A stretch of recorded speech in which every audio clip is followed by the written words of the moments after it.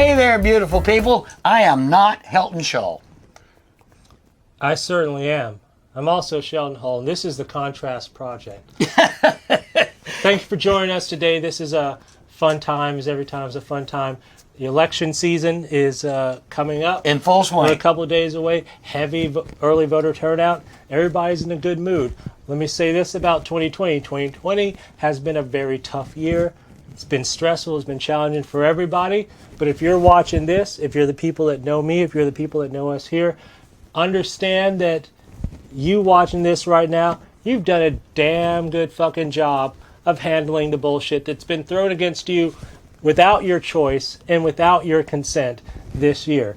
And now we're coming up. It's weird. As long as this year has been, it's almost the holidays. We're 6 weeks away from Thanksgiving.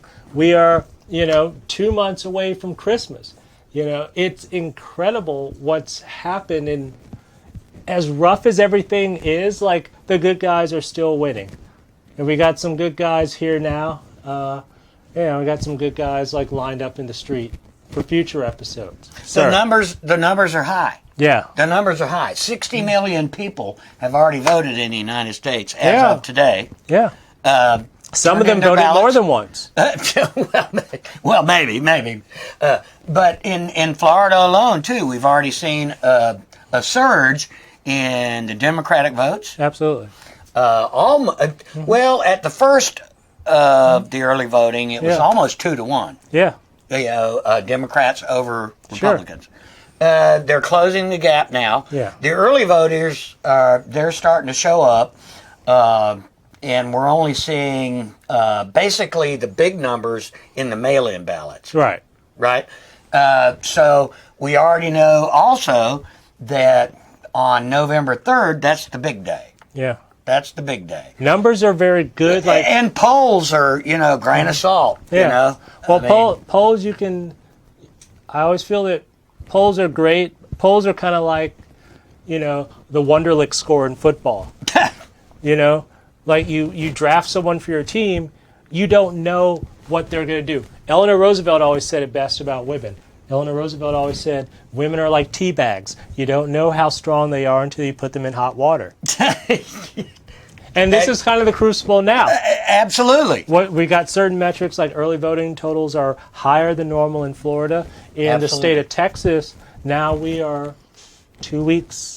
Well, no, we are about 10 days. 12 days away from the election. And the youth vote is way up. 42% of registered voters in Texas have already cast early ballots. And what's happened is, as someone who personally is more progressive-minded, someone who'd like to see more wins for the Democrats in terms of my personal bias, I feel that the higher the voter turnout overall, the better results it's going to be for the underground candidates, the challenging candidates. Everybody down ballot. Democrat, you look at places like the Lindsey Graham race in South Carolina. That's going to be close. The Mitch McConnell case that one's going to be close in too. Kentucky. And Democrats have And those are the ones we need to get out of there. Yeah. Democrats have seen how in 2018, the Democrats came maybe within less than 500,000 votes of taking Georgia and Florida, the governorships there. So now everyone's understanding that, but the progressives understand it, but the conservatives understand it too. Republicans, local, state, national, they have been in a defensive position, this whole time. Trump, love him or hate him, he hasn't been very good at providing strategic protection. He has no strategy. No.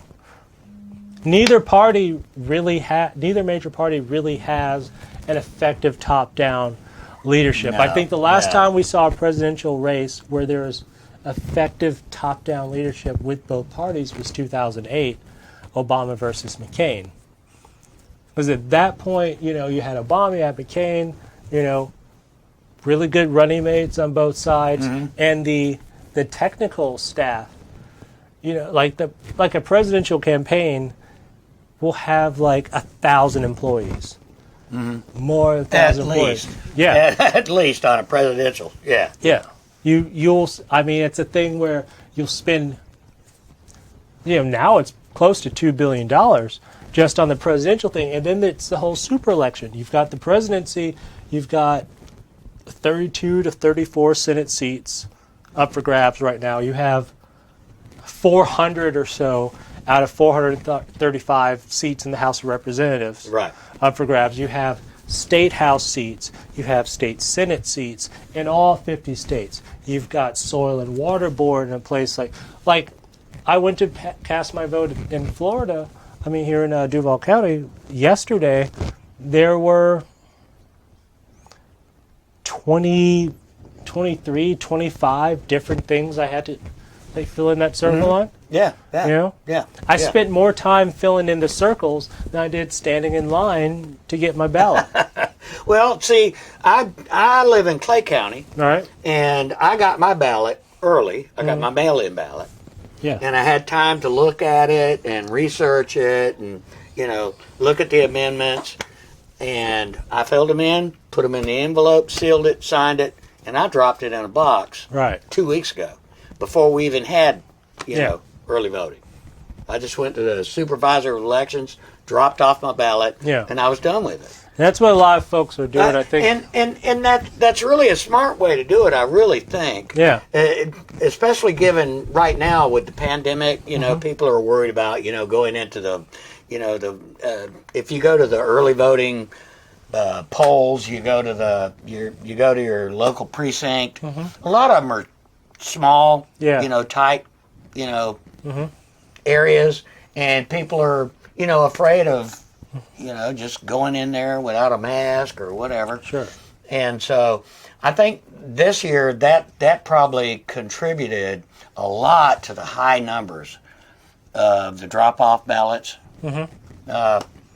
Right now, I would say, especially with all the shenanigans like we were talking about last time, with all the crazy stuff that's going on, I think that maybe if you still have your mail-in ballot, the smartest thing for you to do is just to fill that thing out and drop it off. Sure. Because mailing it at this point, you're gonna, you never know. It's it's a crapshoot. And it's a very it's a challenging thing for a lot of people, And that's on both sides of the aisle. As a freelance journalist, my schedule is pretty free. It's like, you text me an hour before I need to wake up, and it's like I'm good to go for whatever. For me, with voting, traditionally, I text this guy like 15 minutes before I get to his house. Yeah. And I still have to wait a half hour. Yeah. I mean, but look what you get. Look what you fucking get. Quality product. Oh, diversified meat products. It's like, vegan protein on a freight train riding out into the night, brother, all day, all night. That's but right. when I vote, like traditionally, I've always, because I love politics, and that's the thing about. And I do too. One thing about, I'll say this about Trump. Only compliment I'll give him at this moment, I'll say Trump made a lot of people interested in politics that would not have been interested in politics before. By hook or by crook. And purist politics. Yeah. Personally, I always like to vote on Election Day. Usually, Election Day is on a Tuesday. Yeah, I'd usually be downtown. Most elections, I'd be downtown on Tuesday afternoon, and come about 4 o'clock, 5 o'clock, I'd go over to the supervisor of elections office, or I'd walk over to Riverside, where I live, and walk to my polling place and do it like that day. I didn't mind standing in line. Like, I would get a cup of coffee, I'd stand in line, I'd be talking, because I'm working, I'm curious about the process. I did it twice for Obama. Yeah. Went down on Election Day. Yeah. And stood in line for. Yeah. We stood in line for hours. Yeah, and I understand why people don't. I understand why people don't like it, but I've stood in line for Star Wars. It's like Star Wars movies. Like I've stood in line. If you can stand in line for a Star Wars movie, why the hell can't you stand in line to vote for your president? What we need is more tailgating. For election day tailgating. There you go. There you go. Like going to a Jaguar game. They have a drop-off box at the stadium. Yeah. You go to a game, you go to a shrimp game or whatever, and you gotta stay in line for like a few minutes, but no one's gonna be upset because it's like this is what you have to do. It's like, we are all part of this shared experience. That's right. I have to like stand in line while all this is going on, but this guy up here with the metal detector has to stand there and do this with all these people, and he knows he's gonna do it thousands of times. I know. Without it even being needed. But the fact that he's there makes it less likely. So it's like, it's like whatever. Like, hey. So what happens? What happens if Cheetolini actually loses? Cafefe. Yeah. What happens if this guy loses on the 3rd? Right. Win or lose, it's going to be chaos. It's going to be weird. It's going to be chaos, win or lose. But what do you see happening if Donald John Trump loses on the 3rd by a landslide, which it's probably not going to be a landslide. It's going to be close. Yeah. I think. I think it may be a landslide, but if not, there's already rumblings that he's going to contest anyway. Sure. He's going to raise a stink. And he's said that, but it's and I understand why you feel that way. You know what's going to happen? It's going to be just like the hanging chads. Yeah. That's how elections are. That's what this is going to happen. It's like, when football fans say, oh my God, like Tom Brady, like deflated 2 ounces of air off the football before the playoff game. It's like, and the altitude, and it was cold, and yeah. It's like, what are you going to do? Like, if you're playing a game where you know that win, lose, or draw, your life is shortened. Like Trump, like I'll say this for the record. He'll get pardoned. Trump versus Biden, whoever wins this election might die next year. Whoever wins this election might die before inauguration. 178. Just from being maniacs, like, I'd say to Trump, hey, I can't stand you. I disagree with everything you do, but you're president, like, you can't be sleeping 4 hours a night anymore. You're 74 years old. Like, get some sleep. I don't care who you're nominating for the Supreme Court. Just, like, sleep a little bit. Trump spends all of his extra time doing rallies. We don't want... I know he's got a heavy schedule. Last thing we want... I get that. He's flying around the country doing these rallies and everything. And props to him. But he's not... Yeah, but he's not spending any time governing. Bernie, too. He's not spending any time governing. Well, and that's probably good for the nation.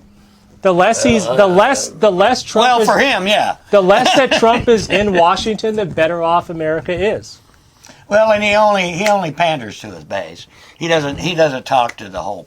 Oh, he panders to everybody. No. He does. He panders to his base. It's like in the last State of the Union address, when he or 2019 State of the Union address, and all these like Democratic women, the Squad, AOC, and all them, they were wearing their like white pantsuits, like the women's suffrage outfits that Hillary was wearing in 2016. They're all coming there to the State of the Union address, and Pelosi's behind. They're like a year before. Like a year before that, when Pelosi won, that year when she won Speaker of the House for the second time, only woman ever to be Speaker of the House, and she's done it twice. Part of the State of the Union address was like Trump presenting the gavel to Pelosi. and they hate each other. They hate each other. They totally. do hate each other. But in that moment, like for 5 seconds. When he's handing her the gavel, it's like, hey, this is cool. Like, yeah, this is cool. Yeah. And then they go back to, like, shit. Oh, and you know what?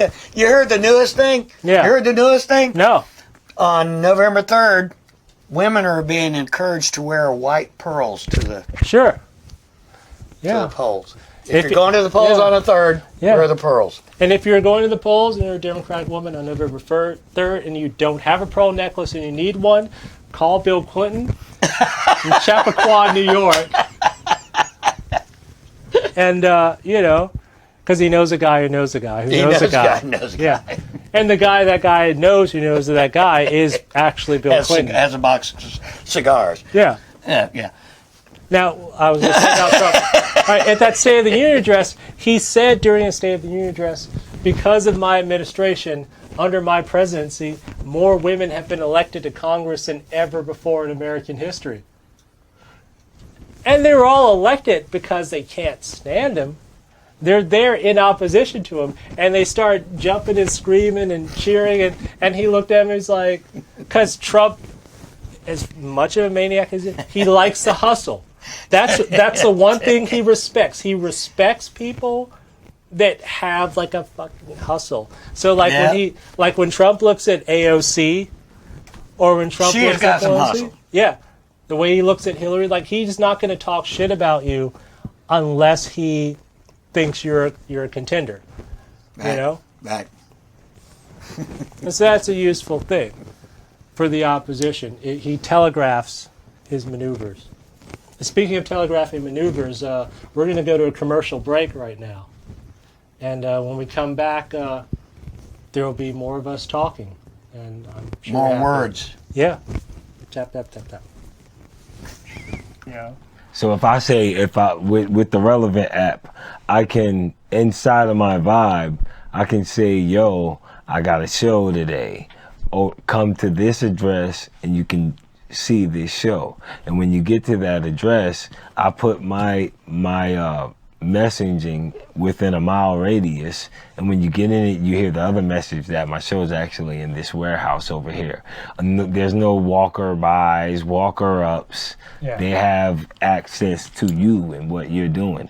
I think that's the dopest thing about this Relevant app based on the local thing.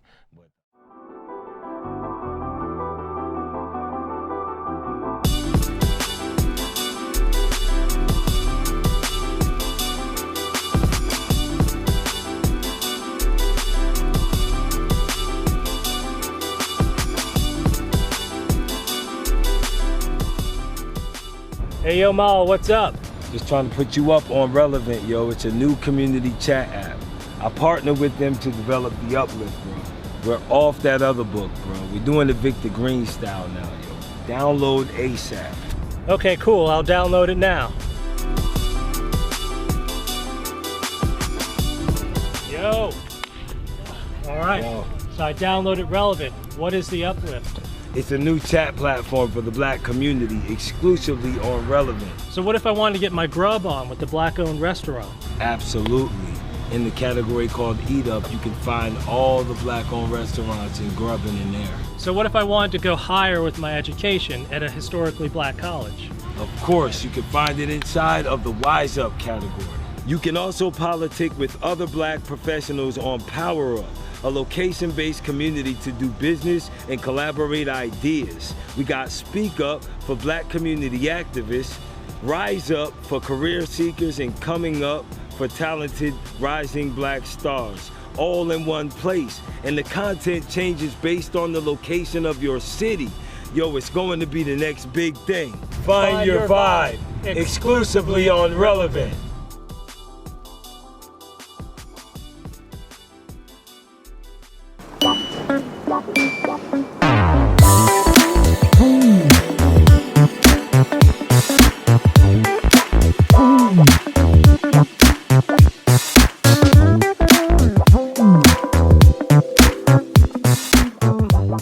We're back with Shawana Brooks. She is our most amazing local community activist. Started out with way before the 6 feet, gallery. But you've moved way beyond that. The color Jax Blue, which Yes. moves into politics and art and everything in the community. Tell us a little bit about that. Well, one, thank you for having me on the Contrast Project. I'm Absolutely. super excited to be here talking with you and taking part of this conversation. So, yeah, right. Lovely. Thank you for the introduction. It's always so hard for me to describe my work because I think of it all as seamless. Even the civic engagement, that's been something that's been wholeheartedly a part of the way that I try to use my curation and work around my exhibits since I really got into the process of being a curator from working for the city of Jacksonville at the Main Public Library. And this has been an interesting time, right? Quarantine, history consistently, I think, every day in the making. Already, I think in the past few years, there's been a lot of different historic moments that keep culminating, that I found myself, of course, trying to figure out my own passion and purpose. It started, I'm sure, when I was even younger, but beyond that, I got caught up, I won't say in the Hamilton phase, I got caught up in Ron Chernow, right? I love him as a biographer. I like to read his work. He really kind of helps to explain, and give you a good sense of the people who started this nation that we live in. And I always not struggle to find my own patriotism, but I struggle to find myself in the patriotic process that leads people to be so conditionally, happy about flags and, wearing, America on your chest and like go USA. I'm glad to be a woman in this nation, to be born and to be a woman and to be a woman, a black woman in other areas. Who knows? There's a certain interest that I feel that I have to keep pushing forward, progressiveness of the other black women and men who came before me to do that work. And I found that curation really kind of helped to solidify all my loves. Being a literary artist, I love the way words intersect, like in a picture book, right? You pick it up, you see the words on one side, you see the image on the other. I'm a product of my environment, really Sesame Street and looking at that stuff for so long has always wanted me to see, how do you do this art? How do you put performance out there? How do you see words? How do you see music? The best parts of looking at those shows are when they had the musical session, right? It's how you still can remember 1, 2, 3, 4, 5, 6, 7, 8, 9, 10, 11, and that's 12. revolutionary in Duval County in Jacksonville. Yeah. It really is.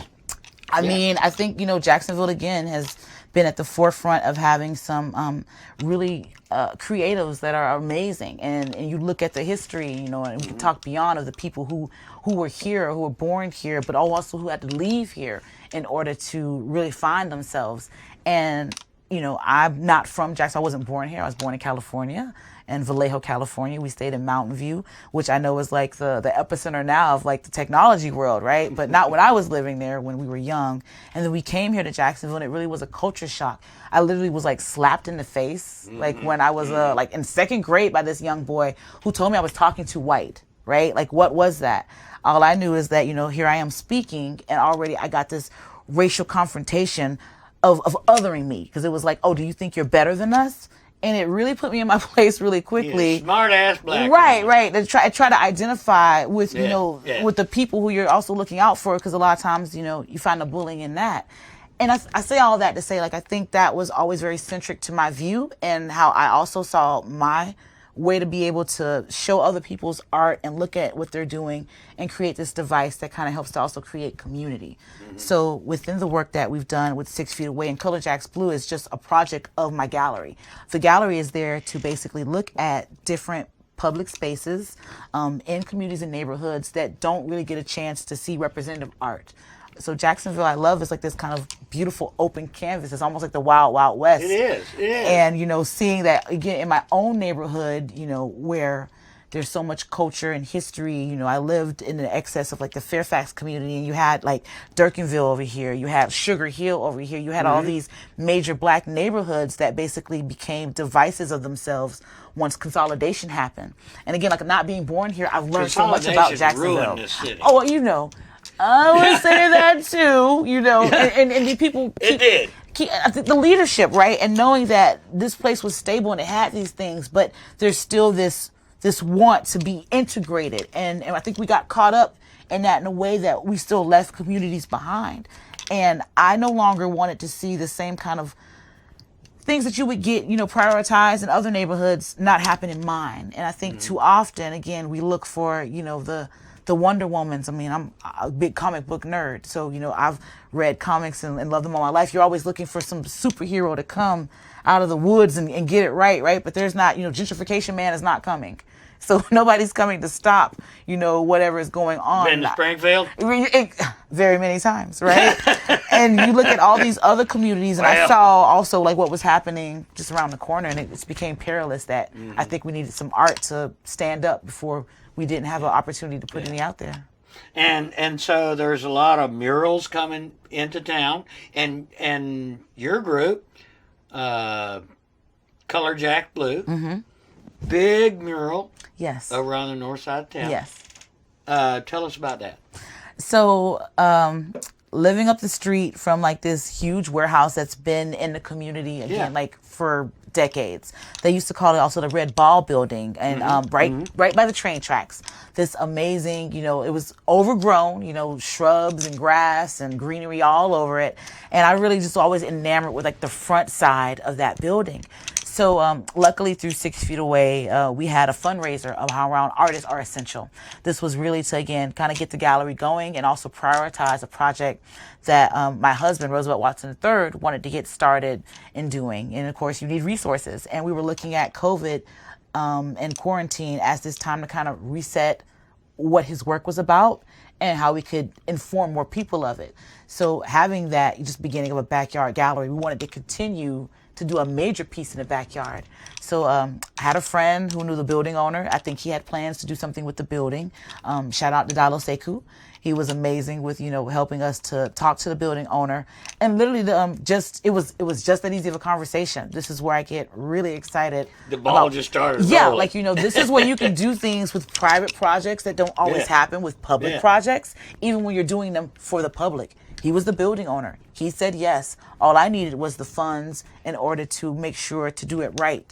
And so with that money that we raised, and then we were able to start a sponsorship where we got sponsors from all over the nation. I mean, definitely there were people here at Jacksonville that helped to give money, but the majority of the money that we raised was through, that national support of people being like, it was literally like this. I just said to them, I have a project I want to do. I want to hire at least, 20 Black artists in all different disciplines. I want to give all of these artists a stipend and then just to have them work with one another. And that's it. That was literally my whole spiel. It was like almost in a reparative form, like, I'm not a 501c. You're not going to get any tax credit back from this. It's just if you believe in what we can do, if you believe in the impact that we be able to build and this collective of artists, can you pay it forward with that? And they did. And then once I talked to the building owner again, I just had my eyes set on like the front of his building, which is about 250 feet. He literally said to me like, oh, I know who you are. My son-in-law is very familiar with you. You work with him. I looked you up. I know you would go with God and do what you want to do. He even gave me like the fist up with it. And I was like, okay, well, great. We want to do like this first side of the building. He was like, well, let me show you the other two sides. And we were like, the other two sides, and then he took me around the corner. You go on that railroad track side and like there was just palms on palms and greenery like, nobody had been cutting anything down over there. Well, a lot of those warehouses over there have been neglected for years. Inside, it's his own studio warehouse. He's an artist as well. And so, it's just filled with, just these exquisite items of things that he makes his work out of. But the outside, as you said before, had just been overgrown. And I know he had reached out, I think, a time or two to try to work with other people. But so often, again, when people think of putting an artist or doing a mural or something like that, they think that they can do it for little to nothing. I like to tell people this project has already cost, upwards to $50,000. That's one of those things that, kind of, gets up under my saddle. Chaps your hide a little bit. That's right.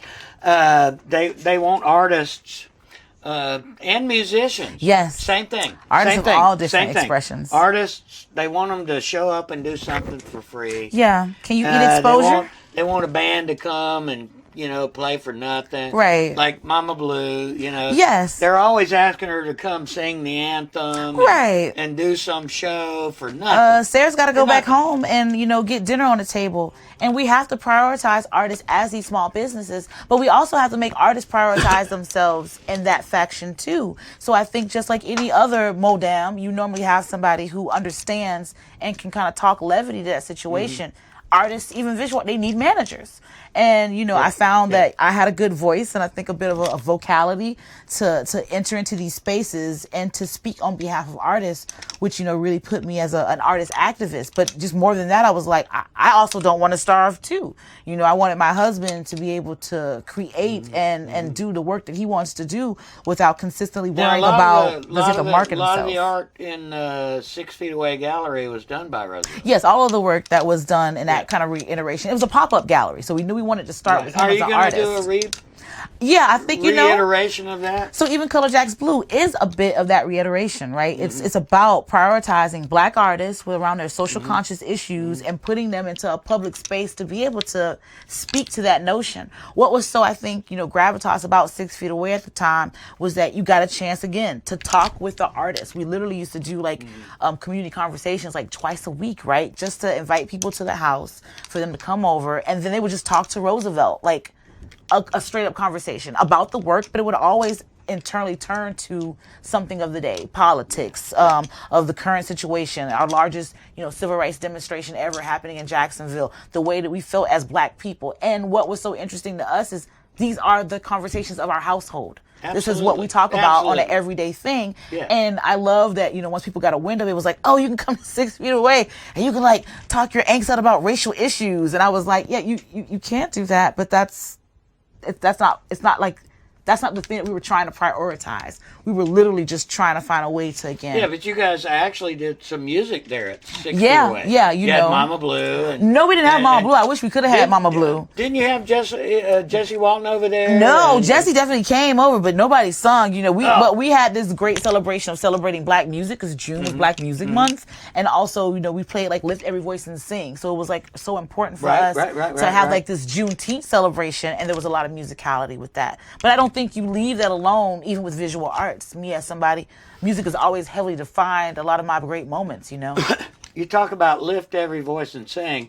Are there any plans for the new park, the naming of the park? There's going to be some new celebrations. Yeah, I know. Hemming Park is so going to be excited, changed right? its name. That's James Weldon Johnson Park now, and hopefully they'll have some more artistic expression around this amazing man, right? Like so many firsts that he's done. But again, we lost him too. Like he almost got lynched here in Jacksonville, and that was the main reason he ran off to New York. And there's one of the little missteps that our Jacksonville city has done with Hemming Park.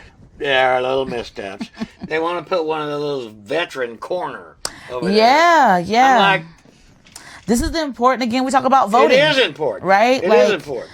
There's a lot of memorials to veterans. And in doing the work that we've done with this Color Jax Blue project, we have a mural that's called The Injustice in Jacksonville. It's where we anchor two prolific young men who died, you know, of course, too early in their lives. And we prioritize talking about who they are and give representation, right? So we have Jordan Davis, who we know got killed 8 years ago, right? And I started thinking about that there were other artists that had did amazing works with him, but in institutions. There was no public mural that was in dedication to him. Now, in other cities, that happens no time flat. Unfortunately, somebody gets killed. Here we go. It's over, right? And then you have this mural that's up in dedication to them. But we have so many people that have consistently lost their lives, whether due to gun violence at the hand of someone else or at gun violence at the hand of, like, you know, an individual. And we wanted to be able to tell their stories. Yeah. Well, we'll continue to tell the stories. Listen, I need to get you back in here again. Please. Soon. Never enough time with you. You are the most lovely person. Listen, on the next episode, we will be talking with Shelton one more time. Edit that one. Okay, 22 years of marriage last week. So we're celebrating it this week too. So I love you. He is a phenomenal chef. He makes all my dreams come true. So baby, I do love you. My crew rocks. Okay, let me tell y'all, I have the best crew ever. Shout out to my sous chef, Tiffany. If her dude is watching this, she's the queen of Mackey's Munchies. So if you're watching this, you'll know what this is about. And I just have a really talented staff. My kids, Brendan and Braden. Mommy loves you. I appreciate you. And thank you guys for all that you do here at Mackey's Munchies. All right, don't forget to come and see me, 868 Blandon Boulevard.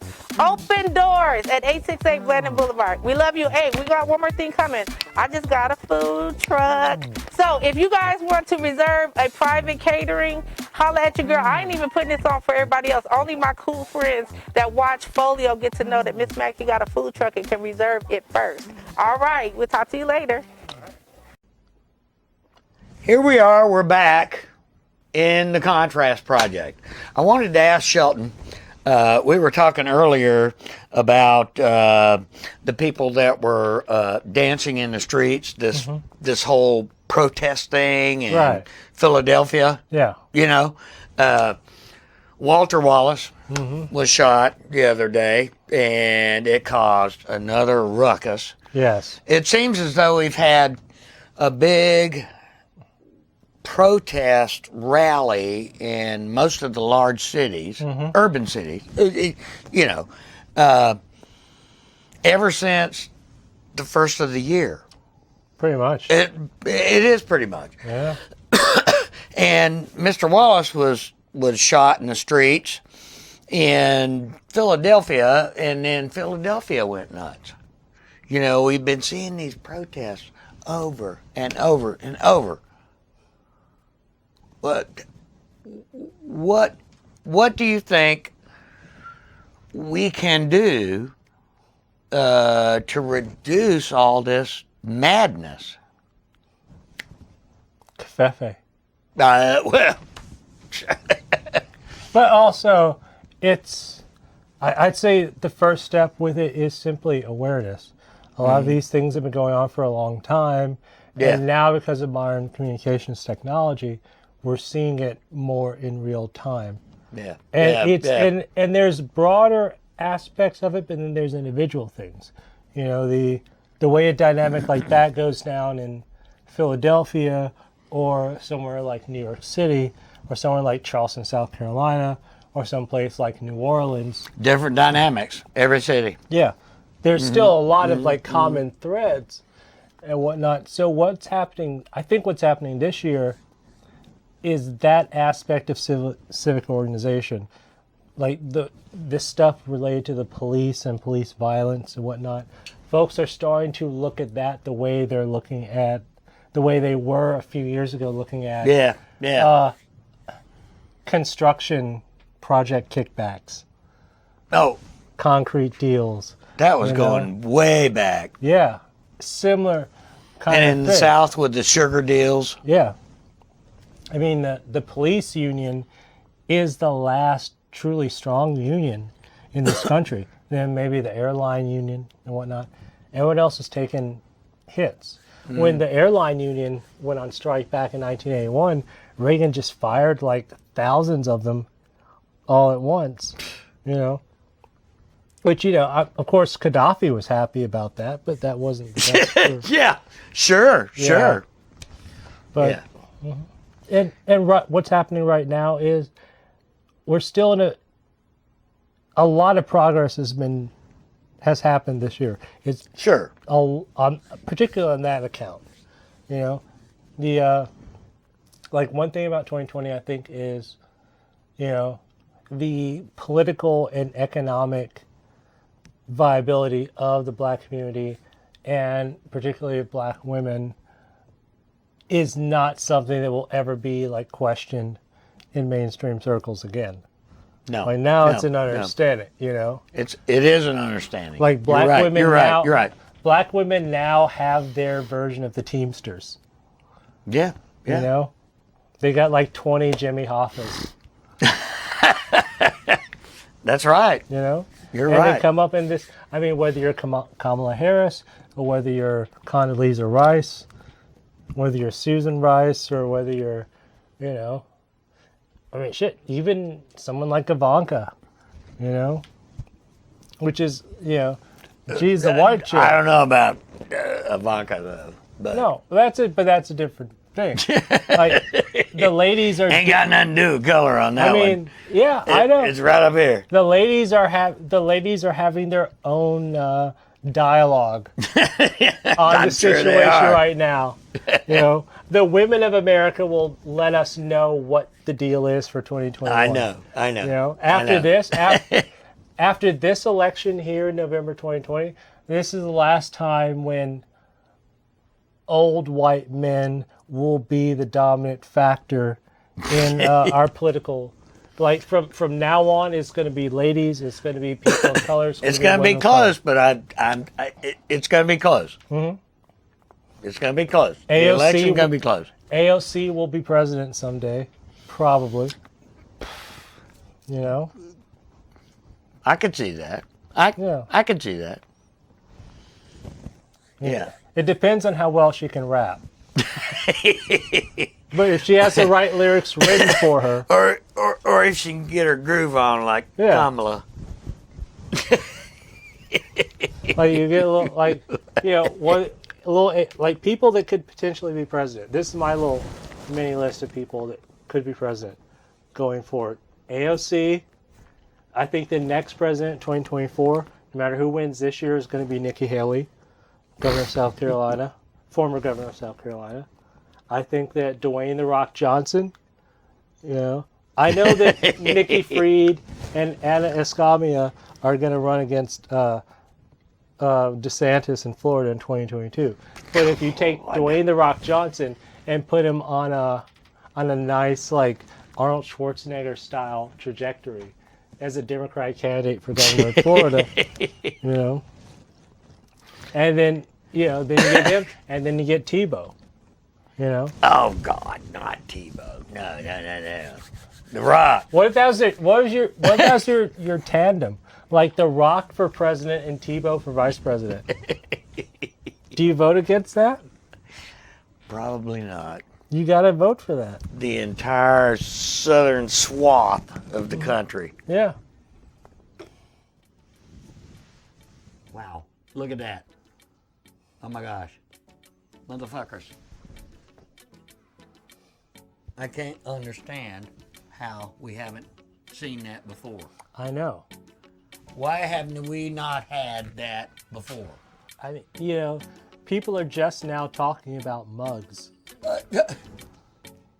It's a new thing with the we kids. used to have shot glasses, Yeah. but now we got bourbon and mugs. Yeah. I saw this kid, like, you know, out behind, like, you know, the grocery store. He had like a little leather jacket and like his collar turned up, and he cut me with the switchblade and gave me this mug. Or he had his collar turned up. Yeah. You know, I mean, it's like, you know, nice guy, but, you know, a little out there. This mug here, this mug is provided by our good friends, Badass Motherfucking Rock Stars. And it is a lovely mug. It's got this right here on the front. It's got this on the other side. It's got a strong, sturdy thing. You know, you can drink things out of it. You can use it for self-defense. You can hammer in like a small size nail with it. You know, you can do all kinds of good stuff with it. You can fill it with like powdered lead and do like little weightlifting shits with it. And Halloween is coming up. It is. So you've got all kinds of things you can do with the spooky shit. Sure. You know, I mean, whether you're on the Supreme Court or not. That's right. That's right. And the best part about it is, like, it's black on the inside, so you can put any type of liquid in there. It's going to be basically the same color. So whether it's mead, or it's like almond milk, or it's whiskey, or it's, you know, I mean, you know, Mama Wana. National Rifle Association board member tiers. I would like to fill it up with Mama Wana. Sure. And see what happens in the neighborhood. Yeah. For the next weekend. Well, I think you know what would happen. Yeah. It's going to result in clicks for the Contrast Project. That's right. All you people out there smashing that subscribe button, exactly. smashing that like button. That's right. Just smashing all kinds of buttons. Buying your own buttons, smashing them just to be in the practice. Because you never know the Contrast Project. We might just hit you in the middle of the night, 3, 4 a.m. like, hey, dudes, we got another button for you to smash. Go smash that button. You know? It's like, get a free Star Crunch with every little smash button. Like, share, comment. Yeah. Like, share, comment.